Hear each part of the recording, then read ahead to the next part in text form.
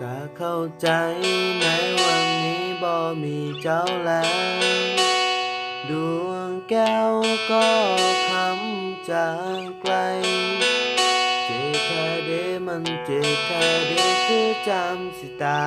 ยบ่อาจหายลบเลือนจากใจได้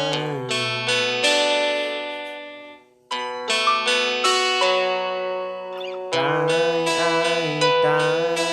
เขาก็กินบ่ได้น้ำห้องให้